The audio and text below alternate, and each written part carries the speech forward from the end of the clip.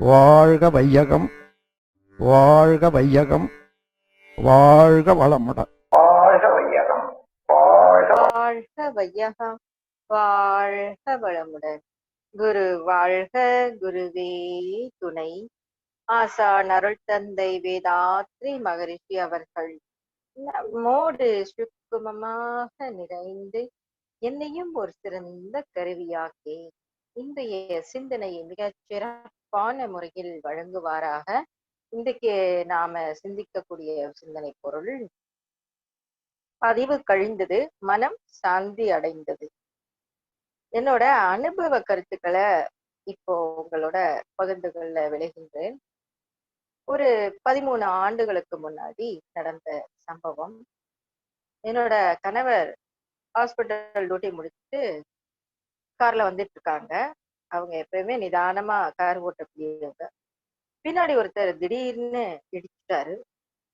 என்ன செய்யறது, நம்ம கரெக்டா போனாலும் மற்றவங்க இடிச்சிட்டாங்க. சரி பரவாயில்லன்னு அவர் பண்ணிட்டு எதுவும் வாக்குவாதம் வச்சுக்காம வீட்டுக்கு வந்து என்கிட்ட சமூகத்தை சொன்னாங்க.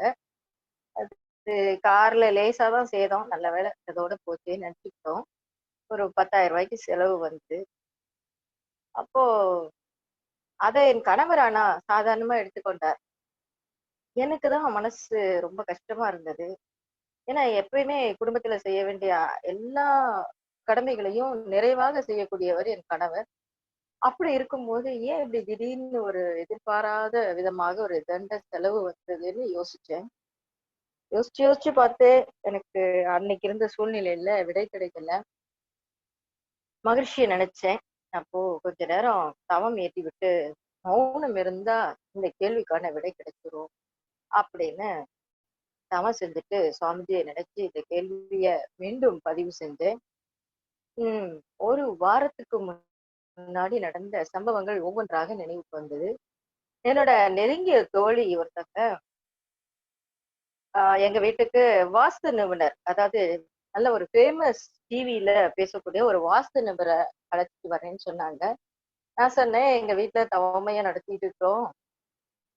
காந்தக்களம் எல்லாம் ரொம்ப சிறப்பா இருக்கு, எதுக்கு தேவையில்லாம அவரை அழைச்சிட்டு வரீங்க, வேண்டாமே அப்படின்னு சொன்னேன்.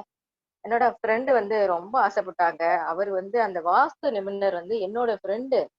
அவர் வந்து ஃப்ரீயாவே வந்து உங்களுக்கு பாப்பாரு, ப்ளீஸ் எனக்காக ஒத்துக்கோ ஏன்பா அப்படின்னாங்க. சரி அப்படின்ட்டு நானும் அரை மனசாதான் சொன்னேன். சரி அவங்க ரொம்ப ஆசைப்பட்டதுனால அன்பு கட்டளையினால ஓகே சொன்னேன். அவரும் வந்தாரு. அவரும் வேதாத்திரியம் நிறைய தெரிஞ்சவர் போல. நானே, என் கணவர், என்னோட தோழி, அவரோட கணவர், அப்புறம் அந்த நிபுணர், வாஸ்து நிபுணர் எல்லாருமே நல்லா கலந்துரையாடல் பண்ணிட்டு இருந்தோம். ஒரு 3 மணி நேரம் அப்படியே போச்சு. நிறைய விஷயங்கள் பேசணும். அதுக்கப்புறம் லஞ்ச் டைம் வந்தது, அவர் கிளம்பி போயிட்டார். அதுக்கு அதுவரை எனக்கு இறைநிலை எடுத்து காட்டிக்கொண்டே இருந்தது. மேலும் ஆழ்ந்து அந்த மௌனத்துல இந்த கேள்வியை மீண்டும் யோசிக்கிறேன், தற்சோதனை செய்யறேன். என்னன்னா திரும்ப அது ஞாபகம் வந்தது. அந்த வாஸ்து நிபுணர் யார் வீட்டுக்கு போனாலும் வாஸ்து சொல்லிட்டு குறைஞ்சது 10,000 ரூபாய் ஃபீஸ் வாங்குவாருங்கிற விஷயம் எனக்கு அப்ப நினைவுக்கு வந்தது. நம்ம வீட்டுக்கு வந்தாரு, ஆனா நம்ம ஒண்ணும் கொடுக்கல. ஏன்னா அவர் ஃப்ரீயா தான் வர்றாருங்கிற மாதிரி என் ஃப்ரெண்டு சொல்லியிருந்தாங்க. நானும் அதை நம்பிட்டேன். ஆனா அந்த வாஸ்து நிபுணர் உள்ளுக்குள்ள என்ன நினைச்சிருக்காரு, இதே இது வேற ஒரு வீட்டுக்கு போயிருந்தா நிச்சயமாக நம்மளுக்கு 10,000 ரூபாய் கிடைச்சிருக்கும். இவங்க ஃப்ரெண்டுங்கிறதுனால நம்ம கேட்க முடியாம போச்சு அப்படின்னு ரொம்ப வருத்தப்பட்டிருக்காரு போல. அவரோட வருத்தலை எங்களுக்கு சாபமாக வந்துவிட்டது. அதனால்தான் இப்படி இந்த சின்ன ஒரு கார் ஆக்சிடென்ட், சின்ன விபத்து தான் இருந்தாலும் எனக்கு கஷ்டமா இருந்தது. அப்ப இந்த கேள்விக்கான விடை மௌனத்துல எனக்கு கிடைச்சது. அப்பாடி ஒரு பதிவு தெளிஞ்சிருச்சு அப்படின்னு நினைக்கும் போது என் மனசு சாந்தி அடைச்சு. அப்போ வாழ்க்கையில நடக்கக்கூடிய இன்ப துன்ப காரணங்களை நம்ம கண்டுகொள்ளணும். அதற்கு மௌனம் ஒரு சிறந்த உபாயம். மௌனத்துல நாம தற்சோதனை செய்யும் போது ஒரே நாள்ல ஒரே தடவை செஞ்சு முடிக்கிறது அல்ல, நாள்தோறும் வாழ்க்கையில குறுக்கிடக்கூடிய அனுபவங்களை வைத்துக்கொண்டு அவ்வப்போது தற்சோதனை செஞ்சு விளக்கம் பெற வேணுங்க. தற்சோதனை தான் மனவள கலையில ஒரு மிக முக்கியமான ஒரு பிரிவு. தவம் எவ்வளவு மதிப்புடையதோ அந்த அளவுக்கு தற்சோதனையும் மதிப்புடையது. தற்சோதனை செய்யும் போது எதை பத்தி நம்ம சிந்திக்கிறோமோ அதை பத்தின அறிவு ஆழ்ந்து நிலைச்சு சிந்திக்க வேண்டி இருக்குது. அந்த நேரத்துல வேற ஒருவர் அல்லது வேறு வேலை ஏதாவது குறுக்கிட்டுச்சுன்னா அப்ப அறிவானது சலனம் அடையும், திசை மாறிடும். அதனால தற்சோதனைக்கு என்று நல்ல ஒரு தக்க இடத்தையும் நேரத்தையும் நாம ஒதுக்கி கொள்ளணும்.